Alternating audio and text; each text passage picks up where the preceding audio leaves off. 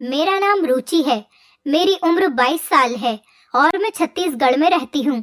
मुझे ना जाने क्यों ऐसा लग रहा था कि सब नॉर्मल होकर भी नॉर्मल नहीं है, या फिर ये सब कुछ ज्यादा दिनों के लिए नहीं है। यही सब सोच सोच कर मेरे सर में बुरी तरह से दर्द हो रहा था। मुझे ऐसा लग रहा था कि अगर मैं एक दिन भी इस आदमी के साथ रही तो मैं पागल हो जाऊंगी। कभी कभी मुझे लगता था कि मैं एक पागल औरत हूँ, लेकिन कभी कभी मुझे ऐसा लगता था कि मेरा पति ही पागल आदमी है। मैं डिसाइड नहीं कर पा रही थी कि हम दोनों में से कौन नॉर्मल था और कौन नहीं। एक फिटकरी थी जो मेरी जिंदगी की सबसे बड़ी मुसीबत बन चुकी थी। कोई सोच भी नहीं सकता था।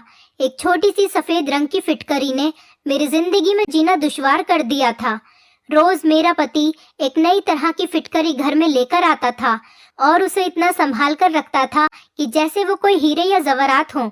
वो पागलों की तरह हर 10 मिनट बाद आकर अपनी फिटकरी का ध्यान रखा करता था कि कहीं फिटकरी खराब तो नहीं हो गई, और कहीं कोई फिटकरी को चोरी करके तो नहीं ले गया, और कहीं कोई चीज फिटकरी के ऊपर तो नहीं गिर गई जिससे फिटकरी वेस्ट हो जाए।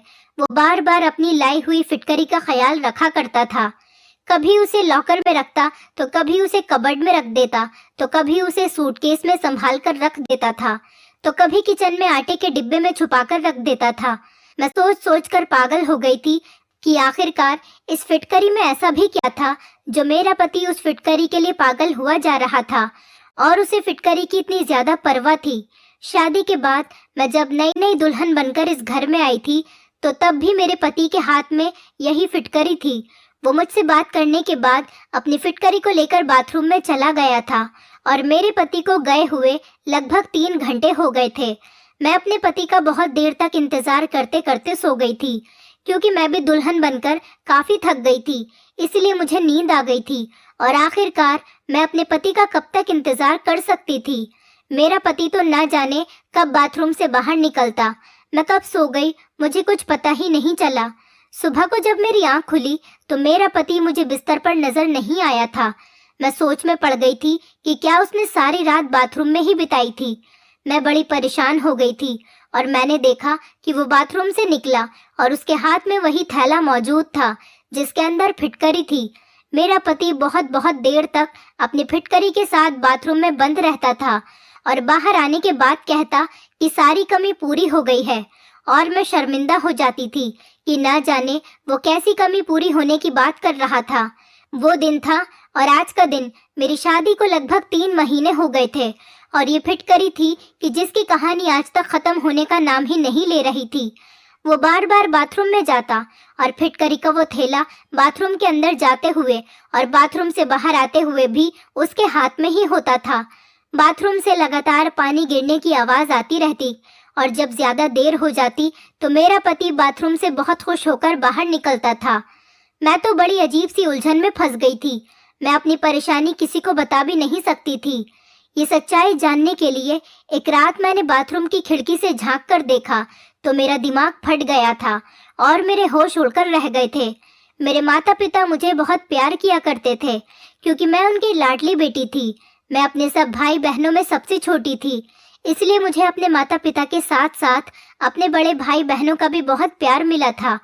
मेरे माता पिता का कहना था कि मैं बचपन में काफ़ी बीमार रहती थी और मेरे माँ बाप हमेशा मेरे ठीक होने की प्रार्थना करते रहते थे। बचपन में मेरा काफ़ी इलाज भी हुआ था, इसलिए मुझसे मेरे घर में सारे लोग बहुत ज़्यादा प्यार किया करते थे।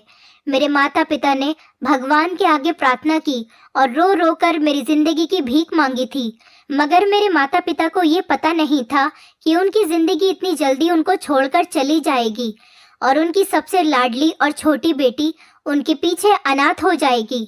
अगर मेरे माता पिता को ये बात पता होती तो वो कभी भी बचपन में मुझे नहीं बचाते। मेरे परिवार में मेरे माता पिता के अलावा मेरे एक बड़े भैया और एक बड़ी बहन भी थी। वो सब लोग एक साथ मुझे छोड़कर इस दुनिया से चले गए। मैं 7 साल की थी जब हमारी पूरी फैमिली पिकनिक के लिए जा रही थी। तभी रास्ते में अचानक हमारी गाड़ी का एक्सीडेंट हो गया था। एक्सीडेंट इतना ज़्यादा खतरनाक था कि मेरे माता पिता और मेरे दोनों भाई बहन की मौके पर ही मौत हो गई थी। लेकिन शायद भगवान को मुझे ज़िंदगी देनी थी, इसलिए कितने लोगों की मौत हो जाने के बाद मैं अकेली बच गई थी। मेरे मामूली सी चोट आई थी, लेकिन मेरी जिंदगी बच गई थी। लोग मुझे देखकर हैरान हो रहे थे कि ये लड़की कैसे बच गई। कहते हैं कि जिसकी जिंदगी भगवान लिख दे उसे कौन मार सकता है। और कुछ लोग मुझे देखकर बहुत अफसोस भी कर रहे थे कि मैं अपने माता पिता के बिना कैसे इस दुनिया में अकेली रहूंगी। अच्छा तो यही होता कि मैं भी अपनी फैमिली के साथ ही इस दुनिया से चली जाती। लोग कह रहे थे कि ये लड़की अब अनाथ होकर जिंदगी कैसे गुजारेगी, कौन इसकी परवरिश करेगा। इसी तरह से मेरी पूरी फैमिली खत्म हो चुकी थी और मैं अकेली हो गई थी, क्योंकि मैं बिल्कुल लावारिस थी। मेरे पिता के सौतेले भाई ने मुझे अपने घर में जगह दे दी थी, क्योंकि और कोई मुझे अपने साथ रखने के लिए तैयार ही नहीं था। और मेरी माँ के रिश्तेदार तो डर की वजह से कभी हमारे घर पर अफसोस करने के लिए भी नहीं आए थे। मैं अपने चाचा चाची के घर में रहने लगी थी और उनकी बेटियों की उतरन पहनकर उनका बचा हुआ खाना खाकर अपना गुजारा कर रही थी। वो लोग मुझे बहुत ताने भी दिया करते थे। उन लोगों के ताने सुन सुनकर ही मैं जवान हो गई थी और इसी तरह से टाइम तेजी से गुजरता चला गया था और मेरी शादी की उम्र हो गई थी। मेरे लिए काफी सारे रिश्ते भी आने लगे थे। मुझे ऐसा लगता था मेरे लिए रिश्ते आते ही मेरी चाची परेशानी में आ जाती थी। मेरी चाची ने मुझसे जान छुड़ाने के लिए मेरी शादी एक ऐसे इंसान से कर दी थी जिसको मैं जानती तक नहीं थी। फिर भी मैंने सोचा कि चाची के घर पर मुझे सारा दिन नौकरानियों की तरह काम करना पड़ता था। इससे बेहतर तो यही होगा कि मैं अपने पति के घर काम करूं और उसकी सेवा करूं। जब मैंने अपने होने वाले पति को देखा तो लड़का काफी हैंडसम और स्मार्ट था, इसीलिए मैं बेफिक्र हो गई थी। फिर सुना कि लड़के वालों का अपना घर है, तो इस बात से मैं और भी ज्यादा खुश हो गई थी। चाची ने तो अपनी जान से छुटकारा पाने के लिए मेरी शादी जल्दबाजी में कर दी थी, क्योंकि मैं बहुत ज्यादा खूबसूरत थी और मेरी चाची की बेटियां मुझसे ज्यादा खूबसूरत नहीं थीं। इसलिए चाची जलन की वजह से मुझे जल्द से जल्द विदा करना चाहती थी, ताकि उनकी बेटियों के लिए आगे का रास्ता साफ हो सके। विदाई के टाइम पर चाची ने मुझसे कहा था कि अब ससुराल में ही रहना, मेरे घर आने की कोई ज़रूरत नहीं। मेरे पास तो इतने पैसे नहीं हैं कि मैं तुम्हारा खर्चा उठा सकूं। जैसे भी हालात हों तुम्हें अपने ससुराल में ही रहना है, और अगर अपनी ससुराल में तुम्हें कोई परेशानी लगे तो चुपचाप उसे बर्दाश्त करना। तलाकशुदा बनकर मेरे घर पर आने की कोई ज़रूरत नहीं। चाची की इस बात ने मुझे बहुत परेशान कर दिया था। वो इस तरह की बातें ना जाने मुझसे क्यों कर रही थी। अभी तो मेरी विदाई भी पूरी नहीं हुई थी और वो तलाक तक पहुंच गई थी। आखिर वो ऐसा क्यों कह रही थी? क्या लड़के में कोई खराबी थी या उसके घर वालों में कोई गड़बड़ थी? मेरे दिमाग में अजीब अजीब तरह के सवाल पैदा होने लगे थे और इन्हीं सवालों को सोचते हुए जब मैं अपनी ससुराल विदा होकर चली गई तो शादी की पहली रात ही मुझे अंदाजा हो गया था कि चाची इस तरह की बातें क्यों कर रही थी। जिस लड़की के पति ने शादी की पहली रात उसके साथ रिलेशन बनाने के बजाय सारी रात बाथरूम में ही गुजार दी हो तो उसकी दिमागी हालत क्या होगी। शर्म की वजह से ये सवाल मैं अपने पति से कर भी नहीं सकती थी, क्योंकि मैं नई नवेली दुल्हन थी और नई नवेली दुल्हन ऐसी बात कहती कि उन्होंने ऐसा क्यों नहीं किया और सारी रात बाथरूम में क्यों रहे, तो ये बात गलत हो जाती। मैंने सोचा कि मैं तो सो गई थी, हो सकता है कि वो भी आकर सो गए होंगे। शायद बहुत सुबह को वो दोबारा बाथरूम में नहाने के लिए चले गए हों। बस यही सोचकर मैंने अपने दिल को तसल्ली दे दी थी, लेकिन मेरी ये तसल्ली किसी भी काम नहीं आई थी जब रोजाना कमरे में मेरा पति यही अजीबोगरीब तरह की हरकतें करने लगा था। शादी को 1 महीना पूरा होते ही मेरी सास ने पोता पोती की रट लगा ली थी। मेरी सास को तो ये भी नहीं पता था कि 1 महीने में से एक भी दिन उनके बेटे ने मुझे हाथ तक नहीं लगाया था। उनका बेटा तो ना जाने किन हरकतों में बिजी रहता था और मैं शर्म की वजह से ये बात किसी से कह भी नहीं सकती थी। 1 महीने बाद जब मैं चाची से मिलने उनके घर पर गई तो चाची मुझे देखकर परेशान हो गई थी और एकदम से उन्होंने मुझसे सवाल किया कि मैं अपना घर छोड़कर तो नहीं आई हूँ। चाची के सवाल पर मैंने बड़ी हैरत से उनकी तरफ देखा। मेरी विदाई के टाइम पर भी उनका मेरे साथ यही बिहेवियर था और मैं पूरे 1 महीने बाद उनसे मिलने के लिए आई थी, तब भी वो मेरे साथ ऐसी अजीबोगरीब बातें कर रही थी। मैंने चाची से कहा कि नहीं, मैं तो सिर्फ आपसे मिलने के लिए यहाँ पर आई हूँ। मुझे उनकी बात से बहुत दुख पहुँचा था। मैंने अपना सारा बचपन और लड़कपन इस घर में ही गुजारा था। मुझे इस घर से बहुत ज्यादा लगाव था। क्या मेरा इतना भी हक नहीं बनता था कि मैं इस घर में अपने चाचा चाची से मिलने के लिए भी कभी कभी आ जाऊं? मैं उदास होकर अपने घर को वापस आ गई थी और इधर देखा कि मेरा पति फिटकरी उठाकर बाथरूम में जा रहा था। अपने पति को तो मैं कभी दिखाई ही नहीं देती थी। मैं इस घर में अपने पति के लिए बस मामूली सी थी। वो अपनी पत्नी से ज्यादा फिटकरी से मोहब्बत करता था। कभी कभी तो मैं सोचती थी कि मैं खामोशी रहूं और अपने गुस्से पर कंट्रोल करूं और इसे अपनी किस्मत में लिखा हुआ समझकर अपने भाग्य के साथ समझौता कर लूं। फिर अगले ही पल मुझे याद आता कि मैं क्यों खामोश रहूं और मुझे तो बल्कि अपने पति का सारा सच दुनिया के सामने लाना चाहिए। मगर ऐसा तो मैं सिर्फ अपने सपनों में ही कर सकती थी। हकीकत में तो मुझे परेशान होने के अलावा और कोई दूसरा काम भी नहीं आता था।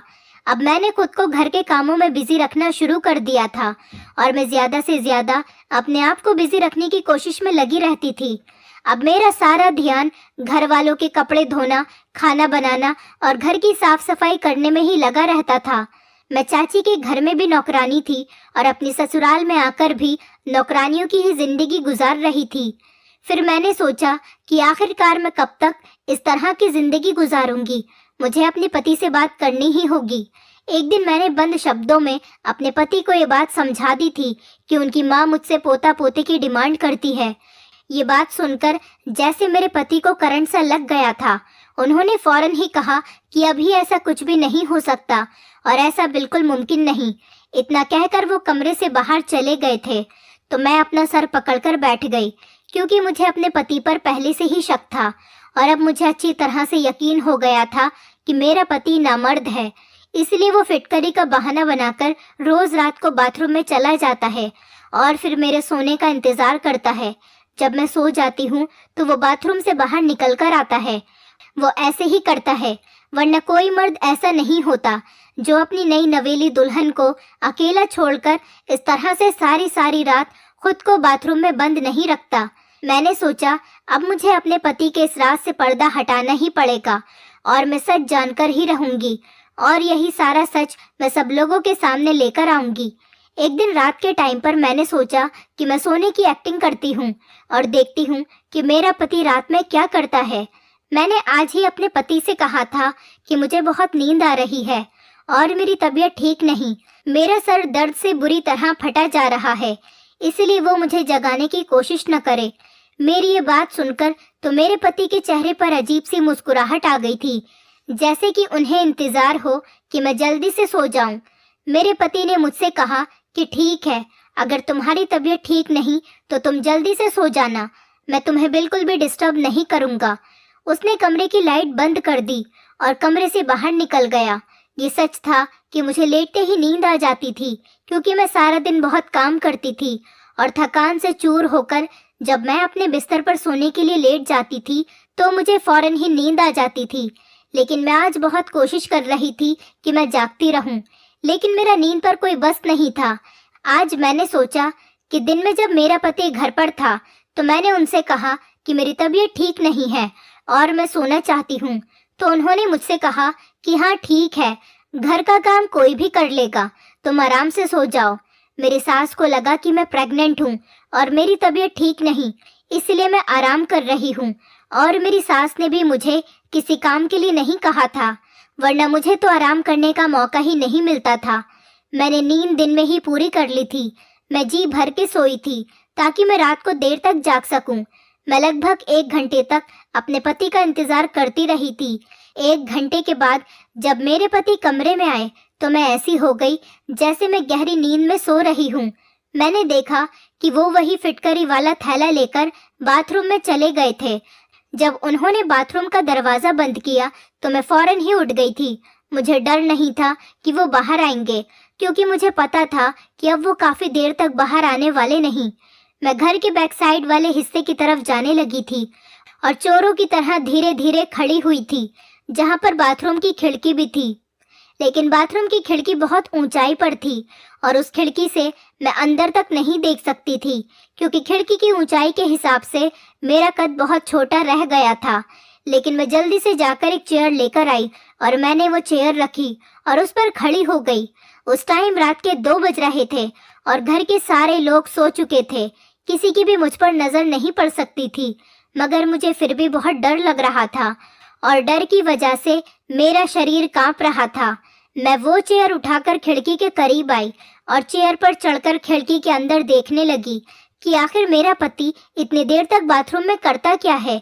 अपने पैर कांपने की वजह से मुझे ऐसा लग रहा था कि मैं ठीक से खड़ी नहीं हो पा रही हूँ, ऐसा न हो कि मैं गिर जाऊं। मैंने अपने अंदर हिम्मत पैदा की और चेयर के ऊपर खड़ी हो गई, लेकिन जैसे ही मैंने बाथरूम की खिड़की से अंदर झांका तो सामने का नज़ारा देखकर मेरी आंखों के सामने अंधेरा छाने लगा था। मैं चेयर से गिरते गिरते बच गई थी।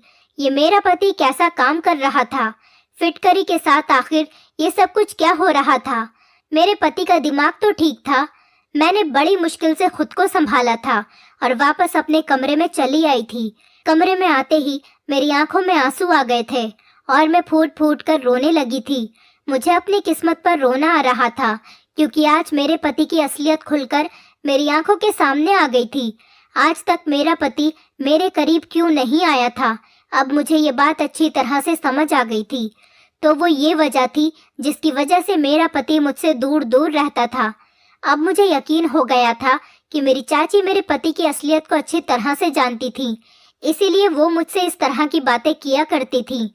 उन्होंने जानबूझकर मुझे इस नर्क में धकेला था, वरना मेरे लिए रिश्तों की कोई कमी नहीं थी। मैं बहुत खूबसूरत थी, जिसकी वजह से लोग मुझे देखते ही पसंद कर लिया करते थे, और चाची को सिर्फ इसी बात का डर था कि कहीं मुझे उनकी बेटियों से ज्यादा अच्छा रिश्ता न मिल जाए। इसीलिए उन्होंने मेरी शादी इस आदमी के साथ करवा दी थी। मैंने सोच लिया था कि मैं कभी भी अपनी चाची को माफ नहीं करूंगी। उनको मरने के बाद तो भगवान के सामने जवाब देना ही पड़ेगा। और मैं ये भी जान गई थी कि मेरी सास और मेरी ससुराल के सारे लोग मेरे पति की इस हरकत के बारे में नहीं जानते थे, क्योंकि मेरे ससुराल के सारे लोग अपनी अपनी लाइफ में काफी बिजी थे। किसी को भी इतनी फुर्सत नहीं थी कि वो किसी की जिंदगी में झांक कर देखे कि वो क्या कर रहा है और किस लिए कर रहा है। सिर्फ यही वजह थी जो मेरे पति पर आज तक किसी ने नजर नहीं रखी थी। बस उनकी शादी करवाना अपना कर्तव्य समझा और ऐसे इंसान से मेरी शादी करवा के मेरी जिंदगी बर्बाद कर दी थी। ज्यादातर पेरेंट्स को ऐसा लगता है कि वो अपनी औलाद की शादी करवाने के बाद अपनी सारी जिम्मेदारियों से फ्री हो जाते हैं, बस हर हाल में शादी कर देते हैं, ये बात जाने बिना कि उनका बेटा शादी करने के लायक है भी या नहीं।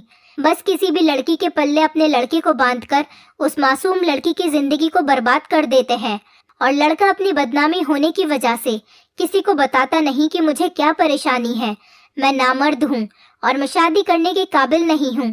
इसी वजह से मुझ जैसी लावारिस और मासूम लड़कियां दर दर की ठोकरें खाकर ऐसे आदमियों की किस्मत में आ जाती है और सारी जिंदगी अपना मुंह बंद करके जिंदगी गुजारती रहती हैं। और मैं उस टाइप की लड़की नहीं थी। मैं चुप रहने वालों में से बिल्कुल भी नहीं थी। खामोश रहकर मुझे थोड़ी ना कोई अवार्ड मिलने वाला था, बल्कि मेरे ससुराल वाले सारी उम्र मुझे बच्चे ना होने के ताने देते रहते और मुझे बांझ कहा जाता। मैं सोच सोच कर बहुत आगे निकल आती थी, और अब परेशानी ये थी कि मैं क्या करती और कहाँ जाती। मेरे पास तो अपना सर छुपाने के लिए कोई दूसरी जगह भी मौजूद नहीं थी, और उधर चाचा के घर में चाची ने भी मुझे उनके घर पर जाने के लिए मना कर दिया था। मैंने डिसाइड कर लिया था कि मैं अब खामोश नहीं रहूंगी। मैंने बहुत बर्दाश्त कर लिया था, लेकिन अब कुछ भी बर्दाश्त करने के लिए नहीं बचा था। मेरे आगे पीछे कोई नहीं था, तो इसका क्या मतलब कि मेरा पति मुझे धोखे में रखता, और मैं इंतजार में थी कि मेरा पति बाथरूम से बाहर आ जाए। बहुत देर बाद जब मेरा पति बाथरूम से आया तो मुझे जागता हुआ देखकर वो चौंक गया था। मैंने गुस्से से अपने पति का गिरेबान पकड़ लिया और उससे चिल्लाते हुए कहा कि आखिर तुमने मेरे साथ ऐसा क्यों किया और तुमने सारी सच्चाई मुझसे क्यों छुपाई। मेरा पति एकदम अनजान बन गया। वो ऐसे एक्टिंग कर रहा था जैसे उसे कुछ पता ही न हो। उसकी इस हरकत पर मेरा मन कर रहा था कि मैं उसे जान से मार डालूं। उसे नहीं पता था कि वो जो एक्टिंग मेरे सामने कर रहा है, मैं उस एक्टिंग को अच्छी तरह से समझ गई थी। वो मेरे सामने मासूम बनने की कोशिश कर रहा था, लेकिन वो मासूम नहीं था, बल्कि वो तो एक बहुत बड़ा चालाक आदमी था और चालाकी से ही मेरे साथ रह रहा था। मुझे बिल्कुल समझ नहीं आ रहा था कि आखिर कोई तो वजह होगी जिसकी वजह से वो अभी तक मेरे करीब नहीं आया था और शायद यही वजह थी कि वो नामर्द है। लेकिन मेरा पति मुझे ये बात बताने से बहुत डर रहा था कि उसकी इंसल्ट होगी और लोग उसकी मजाक बनाएंगे। इसीलिए उसने शादी करके अपना सारा इल्ज़ाम अपनी पत्नी पर डालने के बारे में सोचा होगा। मेरे दिमाग में बार बार अजीब अजीब तरह के ख्याल आ रहे थे। अब मेरी शादी को 3 महीने हो गए थे और पिछले 3 महीनों से मैं लगातार डिप्रेशन का शिकार हो रही थी। आज जब मैं अपने पति का गिरेबान पकड़कर उससे सवाल कर रही थी तो वह हैरत से मुझे देख रहा था, जैसे कि उसे यकीन नहीं आ रहा था कि मैंने उसका झूठ पकड़ लिया है। वो हक्का बक्का होकर मुझे देखे जा रहा था। जब मेरे पति ने मुझे कोई जवाब नहीं दिया और उससे कोई जवाब नहीं बन सका तो मैंने फौरन ही अपना सामान पैक करना शुरू कर दिया।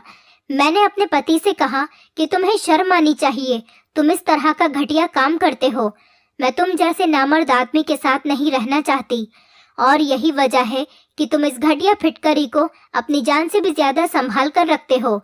मेरा पति अब भी हैरान सा खड़ा होकर मेरी सारी बातें खामोशी से सुन रहा था, मगर ऐसा लग रहा था जैसे वो मेरी बातों को समझ नहीं पा रहा था और वो काफी सैड लग रहा था कि मैं उसकी सारी बातों को जान चुकी हूँ।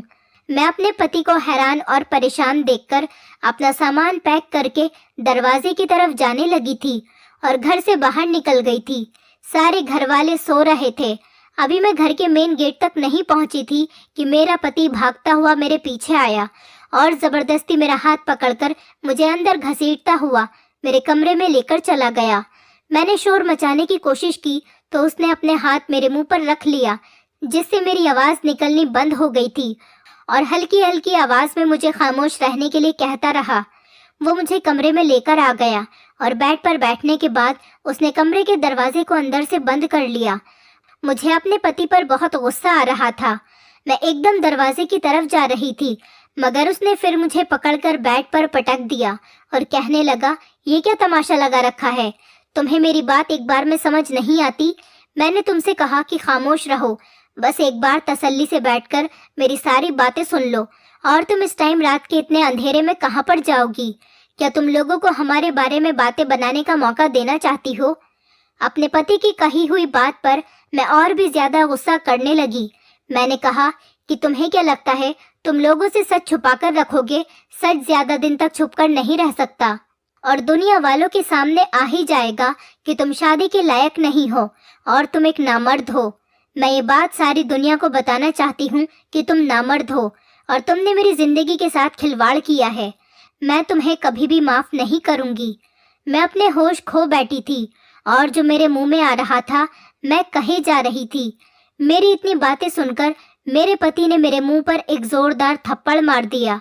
मैं उसका थप्पड़ बर्दाश्त नहीं कर सकी और लड़खड़ाते हुए जमीन पर गिर गई और जमीन पर जब मेरे घुटने लगे तो मैं बुरी तरह से दर्द में आ गई थी और दर्द से मेरी आंखें भर आई थी और मैं रोने लगी थी। बल्कि ये चोट तो बहुत मामूली सी थी। जो चोट मेरे दिल पर लगी थी उसने मेरे पूरे दिल को घायल कर दिया था। मैं चौंक गई और परेशानी से अपने पति की तरफ देखने लगी। मुझे इस बात की उम्मीद बिल्कुल भी नहीं थी कि मेरा पति आखिरकार मुझ पर हाथ भी उठा सकता है। अगले ही पल मैं थप्पड़ का दर्द भुलाकर अपने पति के सामने आकर खड़ी हो गई और कहने लगी कि तुम्हारे थप्पड़ मारने पर भी मैं इस घर में अब और नहीं रह सकती। मैंने भी चिल्ला चिल्लाकर अपने पति से बात करना शुरू कर दिया था। मेरे पति ने फिर से कहा कि हल्की आवाज में बात करो वरना सारे घर वाले जाग जाएंगे। मेरे पति को बहुत गुस्सा आ रहा था और उसकी आंखों से गुस्से भरे एक्सप्रेशन साफ देखे जा सकते थे। मेरे पति ने कहा कि तुम जैसा सोच रही हो वैसा कुछ भी नहीं है, शायद तुम्हें गलतफहमी हुई है। मैं नामर्द नहीं हूँ, तुम अपने दिमाग से सोचना बंद कर दो। मैं नामर्द नहीं हूँ, बल्कि मैं एक बहुत बड़ी बीमारी का शिकार हूँ, जिसकी वजह से एक वैद्य ने मुझे ये इलाज करने के बारे में बताया था कि मैं फिटकरी के इस्तेमाल से जल्द सेहतमंद हो जाऊंगा। पहले तो मैं बिल्कुल ठीक था, लेकिन पिछले 6 महीने से मेरे शरीर में बुरी तरह से खुजली हो रही थी और धीरे धीरे बदबू भी पैदा होने लगी थी और इस वजह से मेरे करीब कोई नहीं आता था। मैंने अपनी इस बीमारी का हर तरह से इलाज किया, बड़े से बड़े डॉक्टर को दिखाया और काफ़ी सारी महंगी दवाइयों का भी इस्तेमाल किया। नेट से देखकर हर घरेलू उपाय भी इस्तेमाल कर लिया, लेकिन मुझे सिर्फ नॉर्मल सा ही फ़ायदा होता था। मगर अब मेरी ये बीमारी काफ़ी हद तक बढ़ गई थी और मुझे बहुत दिक्कत का सामना करना पड़ता था। काफ़ी बड़े बड़े डॉक्टर्स को दिखाया तो उन्होंने बताया कि मेरे खून में इन्फेक्शन हो गया है। कुछ सालों पहले जब मेरी बहुत तबीयत खराब हुई थी तो मुझे खून की ज़रूरत पड़ गई थी। तब डॉक्टर के कहने पर मुझे एक आदमी ने खून दिया था। तभी से ही मैं इस बीमारी का शिकार हो गया हूँ। डॉक्टर का कहना है कि उस आदमी के खून में एलर्जी थी, इसलिए मेरे खून में भी इन्फेक्शन हो गया और मेरी सारी बॉडी पर एलर्जी हो गई। उस आदमी का खून मुझे सूट नहीं किया और तभी से ही मैं इस हाल में हूँ। डॉक्टर ने बताया कि अगर आप किसी के करीब जाओगे तो आपकी बीमारी किसी दूसरे को भी लग सकती है, इसीलिए मैं तुम्हारे करीब नहीं आता था। फिटकरी का इस्तेमाल करने से मुझे कुछ घंटों के लिए सुकून मिल जाता था, मगर परेशानी सिर्फ एलर्जी ही नहीं थी। एक परेशानी ये भी थी कि अगर मैं तुम्हारे करीब आता तो मेरी ही बीमारी तुम्हें भी लग सकती थी। ये कोई मामूली बीमारी नहीं, बल्कि बहुत बुरी और फैलने वाली बीमारी है। मैं तुम्हें भी अपने जैसा नहीं करना चाहता था। मेरा इलाज तो काफ़ी टाइम से चल रहा था, लेकिन धीरे धीरे मेरी परेशानी बढ़ती ही चली जा रही थी। मुझे किसी ने एक मशहूर वैद्य के बारे में बताया तो मैं उसके कहने के मुताबिक उस वैद्य के पास चला गया था। मैंने जब वैद्य से मुलाकात की तो उन्होंने मेरा पूरी तरह से चेकअप किया और मुझे यकीन दिलाया कि मैं जल्दी ही ठीक हो जाऊंगा। इस वैद्य ने मेरा इलाज शुरू कर दिया था और उधर मेरे घर वालों ने मेरी शादी का हंगामा किया हुआ था, क्योंकि मेरी एक बहन लंदन से आई हुई थी और उसे मेरी शादी अटेंड करना बहुत ज़रूरी था, क्योंकि फिर कुछ सालों तक मेरी बहन का आना यहाँ पर मुमकिन नहीं था। मैंने अपने माता पिता को बहुत इनकार किया कि मैं अभी शादी करने के लिए तैयार नहीं हूँ, लेकिन मेरी किसी ने एक भी नहीं सुनी और मेरी शादी की डेट भी मुझसे बिना पूछे ही तय कर दी। इसी तरह से हमारी शादी भी हो गई। जब मैं वैद्य जी के पास गया और मैंने उनको बताया कि अब मेरी शादी होने वाली है, तो उन्होंने कहा कि अभी 2-3 महीने तक तुम्हारी शादी नहीं होनी चाहिए थी। जब तक इलाज पूरा नहीं हो जाता तब तक तुम्हें किसी के करीब भी नहीं जाना। मैं अपने फैमिली के हर मेंबर से भी दूरी बनाकर ही बात किया करता था और ना ही उन लोगों के साथ उठता बैठता था। फिलहाल मेरी शादी की डेट तो फिक्स हो गई थी। वैद्य जी ने बताया कि तुम्हें इतना करना होगा, जब तक इलाज पूरा नहीं हो जाता तो तुम्हें अपनी पत्नी से भी दूरी बनाए रखनी होगी। मैं वैद्य जी की बातें सुनकर बहुत परेशान हो गया था। उन्होंने कहा कि तुम्हारी इस परेशानी का और कोई सॉल्यूशन नहीं, इसीलिए तुम्हें सबसे पहले अच्छी तरह से सेहतमंद होना होगा और अपनी बीमारी को ठीक करना होगा। फिर आराम से सारी जिंदगी तुम्हें अपनी पत्नी के साथ ही तो रहना है, क्योंकि वैद्य जी के इलाज से मुझे काफ़ी फ़र्क होने लगा था और मैं खुद को काफ़ी हद तक ठीक महसूस कर रहा था। इसलिए मुझे वैद्य जी की बात माननी पड़ी थी और मैंने सोचा था कि शादी करने के बाद मैं तुम्हें सारी हकीकत बता दूंगा, मगर ना जाने क्यों मुझे तुमसे कुछ भी कहने की हिम्मत ही नहीं होती थी और बस यही मेरी सबसे बड़ी गलती थी, जिसकी वजह से तुम मुझे गलत समझ बैठी और मुझे गलत समझने पर मजबूर हो गई थी। वैद्य जी ने कहा कि फिटकरी से ही तुम्हारा इलाज हो सकेगा, इसलिए मैं तुम्हारे करीब भी नहीं आता था और आज तक मैंने तुम्हारे करीब बैठकर तुमसे बात करने की कोशिश भी नहीं की थी और हर रोज़ मैं फिटकरी घर पर लेकर आता था और रोज़ाना मेरा नई फिटकरी से इलाज होता था। इसलिए मैं पागलों की तरह फिटकरी की हिफाजत किया करता था ताकि मैं जल्द से जल्द ठीक हो जाऊं और एक नॉर्मल ज़िंदगी जी सकूं और तुम्हें बता सकूं कि मैं तुम्हारे साथ टाइम स्पेंड करने के लिए कितना तड़प रहा था। मेरी परेशानी बाहर से तो किसी को नज़र नहीं आती, मगर अंदर ही अंदर मैं अपनी परेशानी से बहुत ज़्यादा बेचैन हो गया था। मुझे माफ़ कर दो, मैं तुमसे माफ़ी मांगता हूँ। मैंने तुम पर हाथ उठाया और अपनी ये सच्चाई तुमसे इतने दिनों तक छुपा कर रखी। मेरा पति बहुत शर्मिंदा लग रहा था। मुझे अपने पति की बातों पर यकीन आ गया था, क्योंकि उनकी आंखों से लगातार आंसू निकल रहे थे और उनके चेहरे से सच्चाई साफ साफ नजर आ रही थी। मैंने अपने पति से कहा कि आप अगर मुझे इस बारे में पहले ही बता देते तो मैं पिछले 3 महीनों से इतना परेशान नहीं होती। मेरे दिमाग में तो तरह तरह की बातें आने लगी थी। मेरे अलावा कोई और भी होता तो शायद आपके बारे में ऐसा ही सोचता, और तुम्हारी कुछ हरकतें ऐसी थी जिसकी वजह से मुझे ऐसा लगा कि तुम मुझे धोखा दे रहे हो। और मैं भी अब आपसे माफ़ी मांगती हूँ कि मैंने आपके साथ बहुत बदतमीज़ी की और आपको नहीं समझा।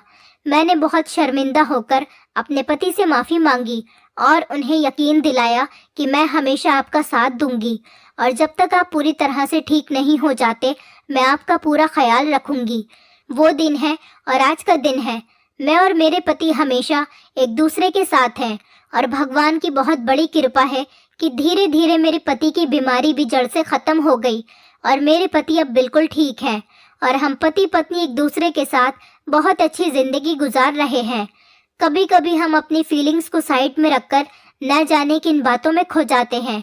बहुत सी ऐसी छोटी छोटी गलतफहमियां हैं जो घर को बर्बाद कर देती है। हमें अपने लाइफ पार्टनर को अच्छी तरह से समझने की कोशिश करनी चाहिए, लेकिन हम तो सिर्फ अपने बारे में ही सोचते हैं। हम नहीं जानते कि सामने वाले के दिल का हाल क्या है और वो किस परेशानी से जूझ रहा है। अगर हम किसी की परेशानी को समझ सके तो हम उसका साथ देकर उसे कामयाब बना सकते हैं और उसकी परेशानी को जड़ से ख़त्म कर सकते हैं। मैं भगवान से प्रार्थना करती हूँ कि भगवान हम लोगों को सोचने और समझने की हिम्मत दे और ताकत दे और हमें सही फैसला करने की समझ दे। और अब मेरे पास एक 3 साल की बेटी भी है। ऐसा लगता है जैसे मेरी ज़िंदगी से सारी परेशानियां ख़त्म हो गई हैं, क्योंकि मेरे पति इतने अच्छे पति हैं कि कभी कभी मुझे अपनी किस्मत पर यकीन ही नहीं आता कि ये वही आदमी है जिस पर मैंने पहले कुछ जाने बिना ही काफ़ी सारे इल्ज़ाम लगाए थे और शक किया था। अब मैं अपने पूरे परिवार के साथ बहुत खुश हूँ। दोस्तों, उम्मीद करती हूँ आपको हमारी कहानी पसंद आई होगी। कहानी पसंद आई है तो वीडियो को लाइक करें, चैनल पर नए हैं तो चैनल को सब्सक्राइब करें और हाँ, नोटिफिकेशन बेल को ज़रूर दबाएं ताकि अगली अपडेट सबसे पहले आपको मिले।